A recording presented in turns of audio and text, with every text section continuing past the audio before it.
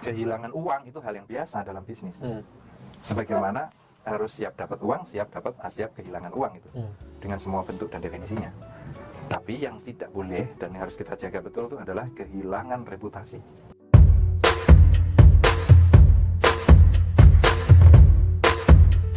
Halo Founders, selamat datang kembali di Business Insight Founder Plus. Kali ini kita kedatangan seorang tamu yang ini nggak main-main ya gitu. Cuman saya pikir beliau melalui perjalanan yang unik sampai bisa membesarkan bisnis seperti sekarang ini. Biasanya kalau kita punya teman di kampus, misalkan ya dia kuliahnya bagus, berprestasi, katakanlah IPK-nya cum laude, dia akan memilih jalur menjadi seorang akademisi. Entah mungkin ngambil S2, S3, bahkan mungkin nanti jadi seorang guru besar. Tapi kali ini kita akan bertemu dengan seseorang yang tadi saya dapat infonya beliau katanya cum laude ketika kuliah, tapi ternyata memilih jalur sebagai seorang entrepreneur dan bisnisnya besar sampai dengan sekarang ini. Oke, selamat datang kepada Bang Gofar Nazila. Terima kasih sudah mau menyempatkan waktunya Bang hadir di podcastnya Founder Plus di sekarang di siang hari ini. Oke, apa kabar Bang Gofar? Alhamdulillah. Baik Bang. Baik. Sehat ya? Sehat. Oke, Bang Gofar nih waktunya cukup padat ya teman-teman. Jadi kita senang banget kedatangan Bang Gofar di sini dan kita insya Allah bisa banyak belajar dari Bang Gofar di hari ini.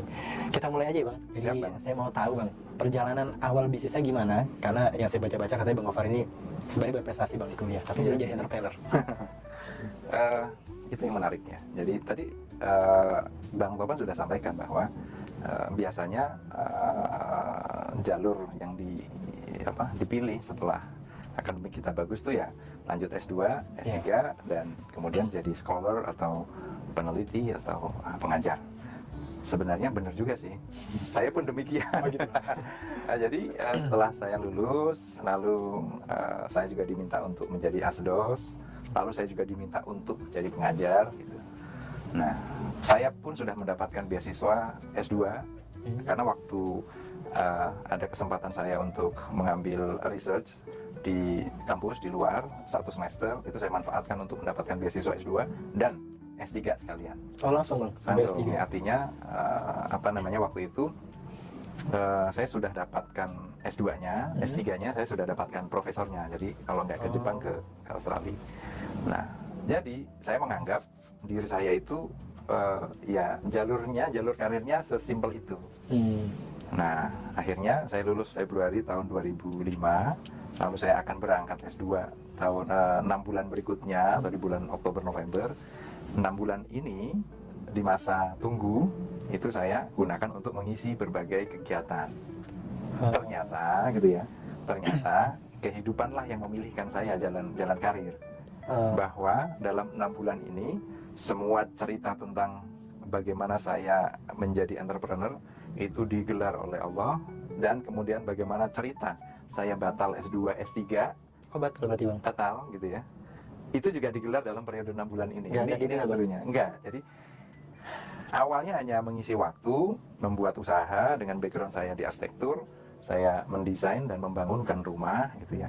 Saya juga mengisi waktu dengan dagang keliling ya. Ada waktu itu kan voucher isian ini, voucher handphone itu yang masih pakai kartu ya. Saya jualan terus di setiap hari Minggu pagi itu UI punya pasar pagi ya. Di sepanjang Gerbatama ke asrama UI itu. Nah, saya buka lapak di situ, jualan minuman kaferan atau apa ya kan, semuanya saya isi waktunya. Saya juga jadi sales untuk investasi gitu. Jadi ada investasi gitu ya. Investasi apa? Investasi pengadaan ya barang ke satu perusahaan. Ternyata 3-4 jenis pekerjaan yang saya kerjakan itu semuanya fail, gagal semua. Gagal. Yang saya sebagai agen penyalur investasi ya sebenarnya lebih ke karena saya punya banyak teman ya. Dulu kan kita ada mentoring di kampus, saya punya banyak menti gitu ya. Nah, akhirnya saya berhubungan dengan orang tuanya menti dan seterusnya. Akhirnya di situ ternyata ilmu tentang networking juga dari situ latar belakangnya. Investasinya itu bodong. Investasi yang kemudian saya bantuin nyariin investor tuh bodong. Investornya atau bisnisnya itu fake jadi itu fraud gitu semuanya. Nah, kita nggak tahu, namanya baru lulus kan, karena percaya sama teman dan seterusnya. Terus jualan nggak lancar ya, maksudnya ternyata juga usaha design and build itu juga ada challenge, ada tantangan. Nah di periode singkat 6 bulan itu saya berpikir nggak mungkin ini saya harus S2. Jadi saya harus mengurai masalah satu demi satu. Yang design and build itu kan kita ngedesain rumah, kita ngebangunnya gitu kan. Berarti di situ ada Pak klien misalnya Bang Topan ngedesain rumah ke saya, lalu saya bangunkan, Bang Topan nitipkan uang ke saya, ya kan, untuk saya bangun. Nah, ada beberapa klien seperti Bang Topan gitu di awal-awal saya mau berangkat S2 sebenarnya. Tapi ternyata memang kan waktu itu saya juga bermitra dengan 2 rekan lainnya. Nah, kemudian uang itu sempat digunakan untuk mendp tanah. Nah, itu kan oleh ya kan sebagai tim ada kita bagi tugas. Nah, oleh teman saya yang lain itu di DP tanah, tapi tanahnya juga kena tipu, uangnya hilang, tanahnya nggak dapat. Di kesempatan kedua juga sama, DP tanah, tapi tanahnya juga tidak sesuai dengan yang diinfokan di awal. Jadi itu semuanya kayak dikasih brek di satu waktu, satu momen, periode 2005 itu sampai di titik menurut saya tidak bijak, tidak baik, dan tidak komit kalau saya harus lanjut S2. Jadi saya memutar karir saya, bukan karir, saya memutar rencana saya, karena saya waktu itu tidak berpikir karir. Saya cut S2, S3, padahal on my plan, usia 27 saya sudah PhD. Karena S2-nya sudah cukup 1 tahun, karena saya sudah nyimpen riset saya waktu S1 gitu kan. Terus S3-nya 3 sampai 3,5 tahun gitu kan, atau 4 tahun paling lama. Jadi saya butuh waktu 5 tahun paling lama untuk PhD dan seterusnya. Kebetulan kakak saya juga akademisi gitu ya, sekarang pun ya profesor dan seterusnya. Jadi saya tuh terengage ke mereka, pengen gitu. Jalan kehidupan yang membuat saya akhirnya entrepreneur. Tapi kayak entrepreneur tuh awal-awal sering ditipu dulu ya, Bang? Saya itu akhirnya flashback ya, akhirnya flashback. Jadi kalau tadi dikatakan berarti saya berprofesi sebagai entrepreneur tuh karena accident, iya. Bermimpi jadi entrepreneur mungkin kalau sebagai sebuah life planning itu apa mungkin nggak sekuat itu ya, tapi naluri mungkin ya. Jadi saya nih juga setelah kemudian ke sekarang kesini nih juga semakin menyadari bahwa mungkin itulah yang Allah inginkan ke saya. Ternyata saya lebih tepat, lebih pas jadi entrepreneur dibandingkan akademisi. Walaupun kalau ngajar sih masih suka diminta ya. Kayak pekan lalu saya diminta ngajar juga di departemennya. Gitu. Jadi saya pikir sih itu passion ya. Tapi kalau bagaimana berbisnis dan seterusnya, memang saya sadari ternyata saya ini secara karakter mungkin ya pas lah gitu, pas di situ. Tapi kalau dari keluarga Bang, itu apakah emang backgroundnya dulu pebisnis juga kah atau kayak gimana? Pertama saya dari daerah ya, saya dari Jepara ya. Saya kemudian lulus SMA, kemudian dapat PMDK ya, kalau sekarang kan jadi undangan. Dapat PMDK di kampus di sini arsitektur UI, dan kemudian belajar memahami banyak kehidupan dan seterusnya. Nah lalu kalau tadi apakah berbisnis harus ditipu dulu atau ada challenge, itu menurut saya itu settingan mental, itu benar sekali. Benarnya dalam arti bukan kita ingin itu ya ada masalah-masalah itu, tapi faktanya seorang pebisnis harus punya mental juara. Faktanya, jadi beneran game of mental itu benar-benar utama ya. Jadi kalau nggak tangguh, endurance-nya nggak kuat ya, daya juang, daya dobrak dan seterusnya, problem solvingnya nggak kuat, memang mungkin rontok juga gitu ya. Nah berikutnya apakah ada latar belakang keluarga? Kalau saya amati lagi, memang mungkin kalau bapak saya kan pegawai, terus ibu saya mungkin yang menularkan mentalitas. Ibu saya menularkan mentalitas itu, jadi secara historical saya itu dari SMP ya itu sudah membantu orang tua. Ya, membantu orang tua ya. Apa itu? Ibu kan dagang kecil-kecilan. Nah, nanti nagihnya harian. Jadi jual, nanti kita jual barang, terus ke berbagai, ada ke warung ya. Oh, nitip gitu ya? Ya, jual, waktu itu jual perhiasan ibu tuh. Tapi nanti nagihnya harian. Ya kan jual tunai bertahap ya statusnya. Kalau saya bisnis perumahan ya tunai bertahap. Nah bertahapnya tuh harian, jadi bayar. Karena kan berdagang kan uangnya kan uang harian tuh. Misalkan beli perhiasan gelang atau apa gitu ya. Nah saya bagian nagihin. SMP itu sebelum berangkat sekolah saya nagih, pulang sekolah saya nagih. Kadang dapat, kadang enggak, kadang juga mendapat respon yang ya namanya hatinya orang itu kan moodnya lagi bagus mungkin. Itu SMP. Lalu di SMP pula saya setiap liburan pasti sudah bekerja. Saya jadi tenaga, namanya SMP nggak skillless ya, nggak punya skill. Saya jadi tenaga kuli ya. gitu. Kuli di Jepara tuh saya kuli amplas ya, kuli buat furnitur kayu ya. meubilir ya. Itu jadi, nah upah pertama saya dalam hidup itu adalah 46.500 dalam sepekan. Gajiannya kan tiap pekan. Itu saya SMP saya udah bekerja Bang. Bekerja. Nah, SMA, di SMA tuh unik lagi. SMA nih, ya ini kalau kita bicara akademik ya, saya juara 1 umum ya. Dan di Jepara tuh SMA terbaik kan SMA 1. Dan dulu kan masih sering cerdas cermat tuh ya. Nah ya udah kita ini, saya ikut olimpiade ABCD lah ya, fisika, kimia, matematik gitu. Tapi juga saya ikut OSIS tuh. Nah di SMA rohis juga gitu ya. Sibuk banget Bang. Lumayan. Nah, artinya ini sebenarnya bekal. Kemudian ini ditarik jadi satu benang merah. Kenapa soft skill itu memang kemudian menentukan parameter kesuksesan menjadi seorang entrepreneur. Ternyata saya itu tanpa sadar berlatihnya memang sudah jauh hari, tanpa sadar. Baik mental ataupun soft skill tadi Bang. Betul. Nah, dari SMA yang tadi saya sebutin itu sisi akademik dan competitiveness lah ya. Tapi di sisi lain pas liburan saya jadi kuli lagi. Kebayang ya? Kebayang. Saya jadi kuli, pekerjaannya apa? Oh, kerja kasar, angkat junjung ya. Terus ngerok, pakai beling tuh ya, pakai amplas, pakai ya apapun yang kerja di pabrik mebel. Jelas saya tidak punya skill. Jadi buat saya waktu itu kondisi keuangan sangat challenging. Jadi saya harus membantu gitu kan. Saya juga harus mandiri gitu. Nah, artinya suatu ketika saya naik sepeda karena saya ini males ganti baju, kan lucu ya. Maksudnya kan kalau baju kerja itu kan baju yang ya udah gitu aja. Nah, suatu ketika saya tuh ketemu teman, "Far, kamu kemana? Bajumu compang-camping," istilahnya banyak bekas catnya kan, finishing juga tuh. Nah, ya udah aku lagi kerja nih gitu. Sesimpel itu. Artinya di sini nggak ada gengsi, nggak ada apa kan, kadang-kala pengusaha itu gengsinya gede banget. Padahal nanti gengsi itu juga yang kemudian mengancam eksistensi bisnis dia. Jadi di satu sisi Bang Gofar belajar soft skill leadership di sekolah mungkin ya, tapi di sisi lain ngelatih mentalitas ya. Betul. Kalau kita harus turun ke bawah, nggak usah malu dan lain sebagainya. Akhirnya Bang Topan mungkin ya bisa membayangkan, saya sangat nikmat ya kan, kita kerja itu kan berarti energinya keluar ya, terforsir. Itu kalau waktu itu kita makan tuh ya, nasinya banyak, lauknya sedikit di atas gitu ya. Nah, ini agak detail ya, tapi maksudnya gini, kebahagiaan, kenikmatan itu banyak ragamnya. Makan dengan nuansa seperti itu bersama teman-teman, itu pekerja basic gitu, itu nikmatnya luar biasa.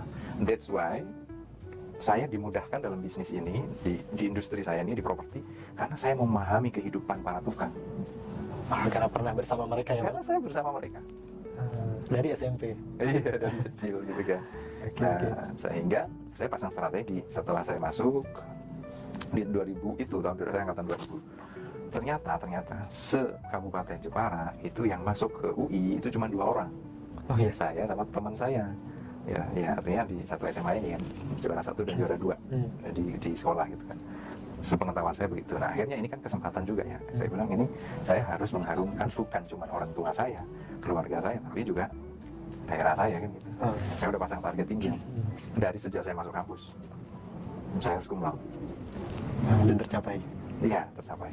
Dan harus tercapai. Kalau saya harus sesuatu ya, ingin mencapai sesuatu, saya nggak ada cerita, nggak ada excuse, nggak ada ampun, harus tercapai. Itu mentalitas orang itu mentalitas, ya, itu mentalitas. Dan dari semester 1 sampai semester 8 di kampus ya, yang mana saya sempat shock juga ya, ini culture shock juga ya, karena kan kita anak daerah, bahasa Inggris belepotan, diktat bahasa Inggris. Pas ketemu ya kan, se-Indonesia itu kan cuma 50 di arsitektur UI ya kan. 50, wow gitu kan. Pas ketemu teman-teman hebat-hebat sekali itu, SMA 8, SMA 70, 28, 39 ya kalau yang sekitar ini. Yang di Depok gitu kan. Gambarnya juga bagus-bagus banget sempat saya. Nah, saya terbantu karena itulah skenario Allah tuh apa ya? Indah sekali. Bagi yang undangan itu ada tes matrikulasi. Iya. Ya kan? Dia masuk 2 atau 3 bulan lebih awal dari yang UMPTN waktu itu ya. Namanya sekarang udah berubah. Loh, saya kok ya dikasih nasib tes matrikulasi tiga-tiganya nggak ada yang lolos. Kalau lolos semua dia pulang lagi. Kalau nggak perlu kuliah, kuliah matrikulasi, kuliah apa namanya? Penyetaraan gitu. Nah, saya beruntungnya nggak lulus semuanya. Jadi belajar lagi. Sehingga saya kuliah lebih awal. 2 bulan saya lebih awal dibanding mahasiswa umum. Tinggal di asrama UI bersamaan dengan seluruh mahasiswa PMDK se-Indonesia. So, apa? What does it meaning gitu kan? Saya jadi kenal dengan semua teman semua fakultas. Networking. Terus membangun tadi culture shock di awal yang ya gimana sih gitu kan?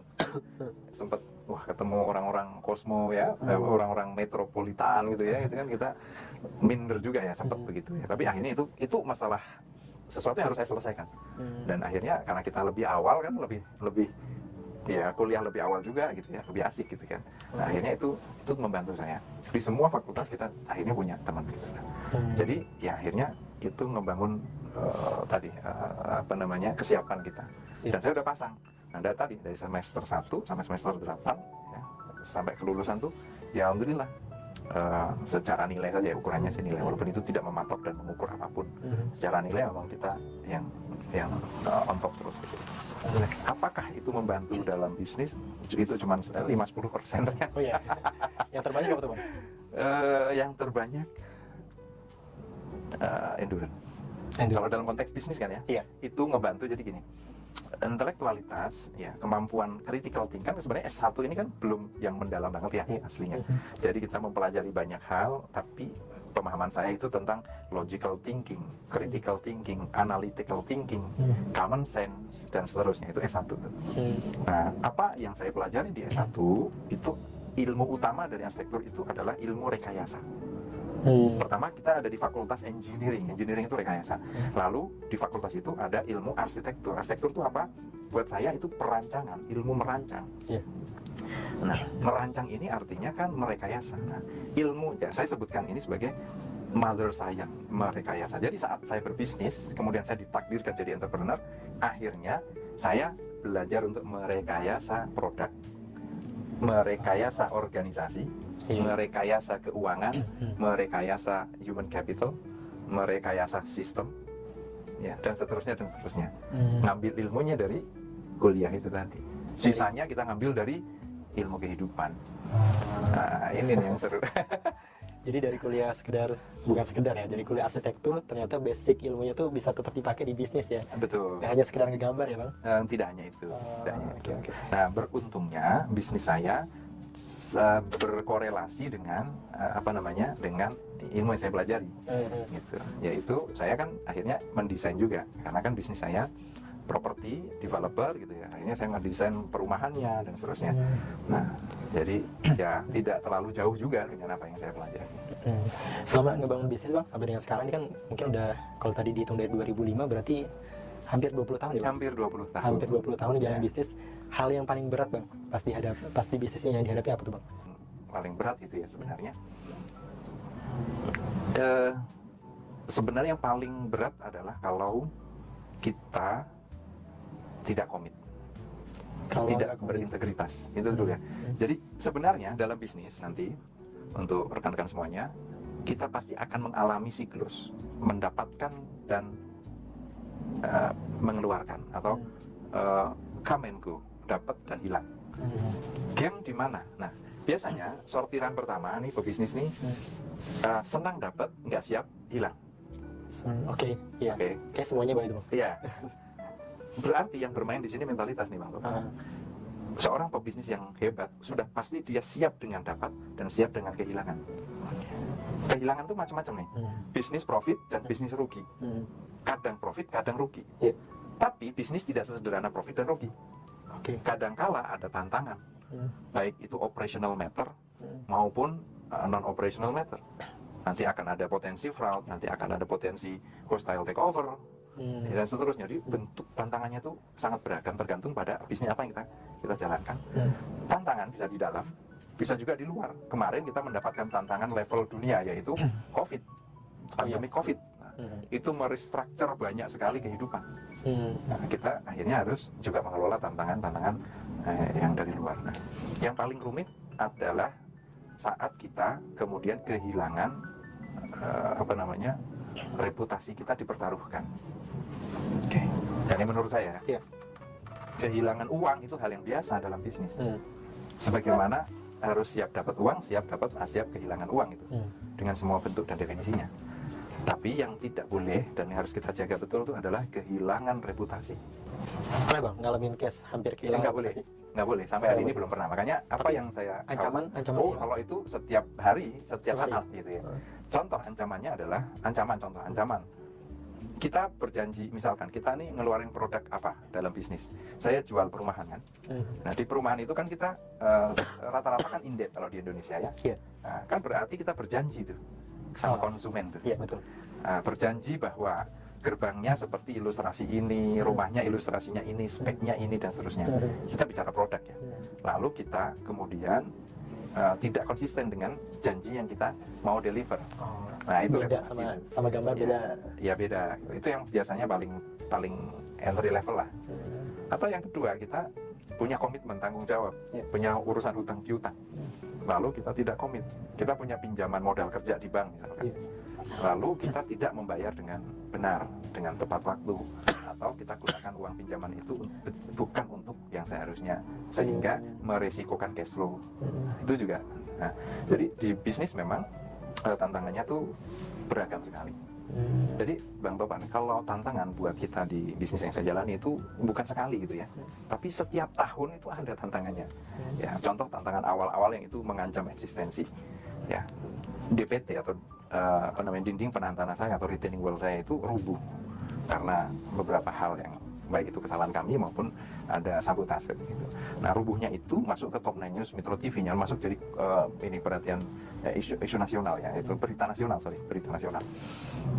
Akhirnya apa yang harus kami lakukan? Pertama, menghadapi itu ancaman jelas ada, wah saya dicari mau di inilah gitu ya, sampai ancam bunuh terjadi gitu ya. Jadi artinya itu challenge. Kan yang bergerak kan mentalitas kita. Tapi saya tetap datang ke lapangan karena tim saya ada 2 orang SDM saya di Sandra, gitu kan. Saya tetap datang, saya tutup muka pakai ponco semuanya. Dicari saya padahal saya ada di situ. Saya tidak boleh membuat seluruh pasukan saya kemudian kehilangan kepemimpinnya. Dia merasa tenang karena saya ada di titik konflik. Itu satu. Terus yang kedua, kita bikin konflik ini dengan penyelesaian terbaik. Short, medium, long. Shortnya, rumah-rumah yang kena rubuh tadi, langsung kita sediakan semua kebutuhan darurat. Apa itu? Kasurnya kita adakan, bajunya, ininya semuanya udah kayak penanganan bencana. Udah saya bikin kayak penanganan bencana. Yang longnya, harga rumah yang ada, yang pasarannya berapa, saya naikkan, saya bayar. Dan saya bayar sekian kali lipat, 2 atau 3 kali lipat waktu itu. Terus kan jadi milik saya. Terus saya kasih ke mereka. Saya kan rumah-rumah yang rubuh tuh, yang ini kan saya bayar. Saya beli, gitu ya. Saya beli dengan harga yang bagus, di atas harga pasar, 2 atau 3 kali lipat harga pasar. Setelah itu saya kasih. Rumahnya dikasih? Ya, rumahnya saya jadikan itu fasilitas umum. Oh. Ya, kira-kira gitu. Nah, sampai kita dapat surat penghargaan atas pengelolaan masalah dari Pemda Depok waktu itu. Itu baru berapa bang? Saya berarti umur 26. Iya. 25. Kebayang ya teman-teman, Kebayang ya? 25, 26. Itu awal jadi, dan saya sudah bilang kalau saya nggak bisa nyelesain masalah ini, game over. Jadi di setiap titik itu ada titik-titik ujian yang resikonya itu adalah eksistensi. Sama di waktu COVID kemarin, kebayang nggak bisnis perumahan nggak ada orang yang keluar rumah. Siapa yang mau beli perumahan kita? Nggak ada. Nah saat tidak ada, kembali lagi beda game dengan yang tadi masalahnya. Gamenya itu sudah tentang pengelolaan cash flow. Gimana caranya kalau bahasa kita tuh mantap makan tabungan. Nah kan berarti harus ada manajemen keuangan yang bagus sehingga kalau ada konflik atau tantangan atau berbagai challenge yang mengancam eksistensi bisnis kita, kita bisa bertahan hidup. Nah, akhirnya alhamdulillah kita pun dari pandemi COVID kita bisa kelola dan eksis tumbuh pasca pandemi. Jadi di setiap kejadian tuh ada perusahaan saya yang saya dirikan pernah juga kemudian malah jadi milik orang lain. Nah itu pernah juga. Jadi wow banyak sekali kejadian. Nah teman-teman para entrepreneur, jadi yang kita butuhkan sebenarnya itu adalah ketangguhan. Bahwa hidup ini pasti banyak sekali masalahnya. So, entrepreneur itu sejatinya adalah problem solver. Dia menyelesaikan berbagai kepelikan masalah. Ini bukan yang pertama mengatakan bahwa entrepreneur problem solver bang. Jadi kayaknya emang banyak ya. Iya. Orang mengatakan entrepreneur harus kreatif, harus bisa jadi problem solver. Dan bayang ya teman-teman ya, umur 25, 26 menghadapi amarah warga yang rumahnya hancur. Ya saya nggak kebayang banget, itu butuh mentality banget buat menghadapi itu semua. Nah cuma sekarang ini Bang, yang saya dengar juga ini bisnisnya Bang Gopar, Real Life ini kan udah go public ya. Nah, mungkin boleh share Bang ke teman-teman yang ada di sini, apa tuh Bang perbedaannya ketika belum go public dan setelah go public? Rekan-rekan semuanya, Bang Topan juga, makasih, ini tema yang menarik ya. Saya menginginkan go public bukan baru kemarin, tapi sudah 13 tahun yang lalu. Tepatnya tahun 2012. 2010 saya mendirikan holding, jadi bayangkan 2005 saya lulus kuliah, lalu memutuskan batal untuk jadi scholar, memutuskan batal untuk S2, S3, banting setir jadi pengusaha.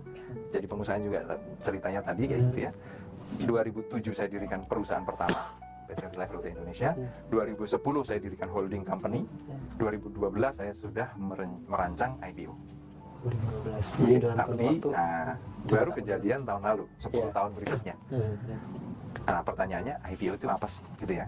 Nah, saya sekarang bisa menjawab lebih jauh karena saya sudah mengalami fase itu.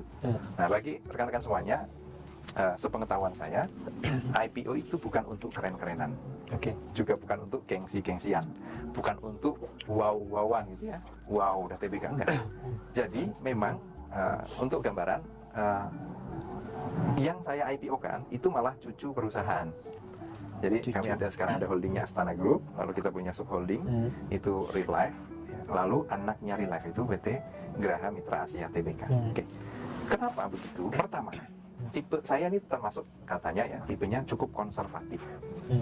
Barang baru, resiko baru, nggak tahu dunianya, ya kita harus main di skala yang mampu kita kelola. Nah, akhirnya saya tidak memberanikan diri holdingnya atau subholdingnya, tapi cucunya atau anak usaha. Kenapa? Dalam pemahaman saya, sebenarnya ini hanya pilihan-pilihan bisnis saja. Nggak ada urusannya dengan keren-kerenan, nggak ada. Kenapa? Kita bicara substansi IPO ini kan, kita kemudian menjadikan perusahaan kita jadi perusahaan publik. Perusahaan yang bisa diakses dan dimiliki oleh publik. Nah, itu konsekuensinya tentunya turunannya banyak. Jadi bagi para usahawan yang ingin IPO atau ingin merancang pertumbuhan perusahaannya, ya IPO ini hanya salah satu saja instrumen pendanaan ya. Instrumen pendanaan, instrumen pertumbuhan, instrumen settlement model bisnis gitu ya. Gitu. Settlement beberapa isu bisnis. Gitu. Tapi itu semua cocok atau tidak cocoknya tergantung pada sejauh mana dia membutuhkan IPO atau tidak. Banyak perusahaan yang IPO, banyak juga perusahaan yang go private. Banyak perusahaan yang go public, banyak juga perusahaan yang dari public jadi go private. Jadi ini instrumen saja yang harus dipakai kalau memang itu dibutuhkan. Nah, pengalamannya apa? Ya alhamdulillah proses IPO berjalan lancar dengan semua perjuangannya gitu ya. Tapi terus apakah berdampak atau tidak berdampak? Nah, ini tergantung. Karena IPO itu kan seperti cangkang ya, yang kemudian cangkang itu mau kita isi, kita warnain, kita besarin atau tidak, itu tergantung dari kitanya saja. Apakah ada perusahaan setelah IPO malah nggak bagus kinerjanya? Banyak. Tapi apakah perusahaan-perusahaan besar itu banyak yang IPO? Lebih banyak lagi. Gitu. Nah, untuk industri kami di properti yang merupakan padat modal, maka kita bisa membangun pertumbuhan atas dua. Pertumbuhan atas hutang atau pertumbuhan atas equity. Ya. Nah, kalau IPO atau perusahaan TBK itu kan berarti dia membangun pertumbuhan atas equity. Nah, ini yang saya mau kejar. Gitu. Nah, tiap industri beda nih. Makanya kalau dilihat di Bursa Efek Indonesia, industri properti termasuk yang paling banyak TBK-nya. Oh iya. Ya, karena basisnya equity. Sebut saja apa? Sinarmas, Alam Sutra, Pakuwon, Ciputra. Ya, sekian puluh perusahaan properti itu sudah TBK. Kenapa? Karena mau padat modal. Jadi kita memang membutuhkan modal dari masyarakat. Gitu. Tapi ada juga pendekatannya tadi satu lagi. Modalnya tuh yang saya tahu kalau properti dari hutang aja dulu, dari bank. Bisa dan bukan berarti saya tidak menggunakan instrumen itu sekarang. Masih. Karena contoh, kami punya modal pasti dibelanjakan jadi tanah. Tanah kita bisa punya opsi. mendanai sendiri modal kerjanya atau kemudian bermitra dengan lembaga keuangan atau investor. Nah, itu kan tapi basisnya itu utang kan, komitmen gitu ya. Oke, nah itu pilihan, dan pilihan itu bagus nggak? Bagus. Bagus. Misalkan saya sudah beli tanah, uangnya kan habis. Untuk ngedevelop ini perlu modal lagi. Nah, bank punya produk namanya kredit modal kerja atau berbagai jenis produknya. Udah cocok, udah kita bangun, jadilah itu punya nilai tambah dijual ke konsumen. Gitu. Jadi boleh dibilang kalau kita bisnis yang padat modal ini harus pandai-pandai memilih kita Permodalan. mau modalnya yang mana ya Bang? Di properti, uang 1 miliar itu hanya cuma dari satu rumah, Bang. Iya, iya. Saya jual rumah yang di Jakarta, itu harga paling murahnya 1,5 miliar, paling murah. Sekarang kalau di industri UMKM tergantung nih, what business are we in? So kita ada di industri atau di bisnis apa sih? Oke. Kalau aku jualan fashion, satu fashion mungkin harganya 100 sampai 1 juta, Iya. satu unit price.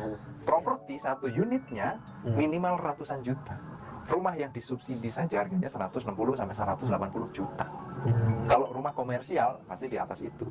Yang luxury ya udah nggak usah dikomen kan gitu. Nah, uang berapapun di bisnis properti udah pasti blank. Berarti gini juga Bang, kalau kita berbisnis itu kita nggak bisa mandang rata bisnis itu besar nggak hanya diukur dari omset.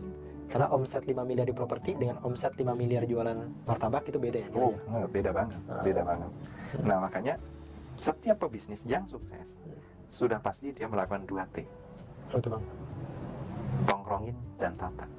Nah, ya kan seringkali pengusaha-pengusaha yang lagi tumbuh dan cukup sukses, lalu dia merasa sukses, dia melupakan akar-akar aktivitasnya. 2T ini kan penting sekali. Tongkrongin artinya kita harus ada di dalam proses bisnis kita dan kita harus menatanya. Kok bisa begitu ya? Kalau enggak, biasanya nih kan seringkali ada pertanyaan, apa sih ancaman, kenapa sih banyak pengusaha yang rontok, yang nggak sukses? Karena dia kadangkala hilang fokus. Jadilah dia artis pengusaha yang artis undang success story A, success story B gitu ya. Dia lupa sama bisnisnya. Nah, kejadian ini seringkali saya dapati langsung ya, dan itulah yang membuat saya nih kalau kemudian arah pertanyaannya adalah apa yang membuat real life dan saya masih terus eksis sampai di tahun hampir ke-20 karena kami terus menjaga fokus. Nah, bisnis tadi martabak. Ya berarti 5 juta martabak dengan dengan komparasinya dengan yang lain bisa jadi beda. Bisnis konsultan ya beda lagi. Oke. Tadi menarik ya Bang, tongkrongin dan tata 2T gitu. Jadi kadang-kadang betul Bang, ada beberapa teman-teman yang bisnisnya udah gede dikit, terus bisnisnya beralih Bang. Iya. Nggak jadi pebisnis tapi jadi motivator. Nah itu.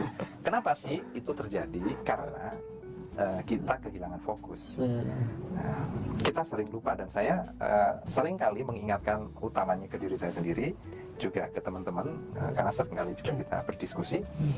Saya biasanya mengolahnya ke core itu. Nah, pentingnya kita benchmark adalah saat kita tahu ternyata biasanya masalah utama kita itu adalah operational excellence.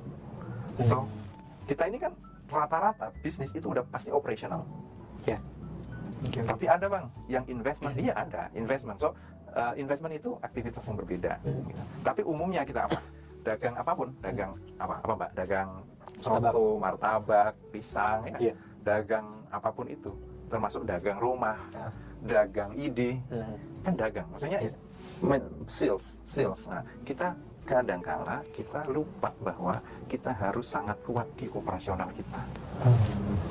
Jadi kasihkan ngejual sesuatu yang wah keluar. Begitu dapat dalamnya nggak siap. Iya, dan akhirnya tadi kan di awal saya sampaikan, saya itu dari 19 tahun yang lalu sampai hari ini saya tetap sama, barang saya A, dan saya tidak pernah bergeser dari A. Nah, jangan sampai kita kehilangan fokus. Coba cek McD, kan cuman burger sama ayam dan mendunia. Saya punya sahabat baik jualan soto saja, soto yang unit price-nya adalah dulu 10.000 naik 12.000, mungkin barangkali sekarang sudah naik ke 14 atau 15.000, saya belum ngecek lagi. Tapi omsetnya karena ditata tadi tuh fokus, tongkrongin tata, proses plan to check action PDCA-nya jalan, ratusan miliar Bang. per tahun. per tahun. Oh, Jualan soto ya. jualan soto. Ya harganya Which is saya keren sekali. Saya udah pernah ke pabriknya sekampung itu bekerja. Dia punya kayak jadi it's like a manufacturing of food gitu ya. Jadi manufaktur dari bisnis soto. Udah kayak pabrik, man. Keren banget. 100 miliar dari jualan soto. Lebih berkali-kali lipat kali 100 M ya, saya nggak enak sebenarnya. Ya, ratusan lah ya, ratusan miliar. M. Hanya jualan air. Jualan soto kan air. Iya. Dan kondimennya ya. Hmm. Itu contohnya. Pengembang saya mengambil pelajaran dari apa? Market leader. Jadi kalau kita, teman-teman para pebisnis, pelajarilah market leader. Market leadernya itu apa? Siapa? Dan kenapa dia bisa jadi market leader? Udah pasti dia fokus dan operational excellence. Fokus. Itu yang kemudian jadi wah, kita juga harus fokus dan jangan pernah bosan untuk ngulik SDM. Udah pasti nanti masalahnya adalah SDM.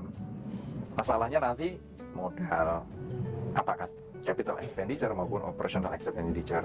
Udah pasti nanti adalah sales, produk gitu kan. Kalau kita sederhanakan, kalau kata Pak Hermawan itu adalah marketing mix kan ya.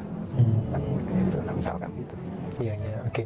Jadi fokus, tata, tongkrongin, ini beberapa keyword yang kita dapat ya di hari ini, dan semuanya dirangkum dalam operational excellence. Operational.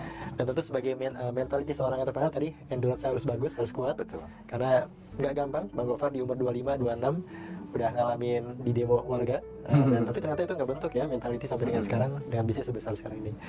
Oke, makasih banyak Bang Gofar atas insight-nya di Pondok Plus Business Insight di hari ini. Mudah-mudahan banyak insight yang bisa teman-teman dapetin. Dan jangan lupa follow kita, subscribe kita, follow Instagram kita, subscribe YouTube kita. Insya Allah kita akan terus berbagi hal-hal menarik di channel-channel kita di Founder Plus.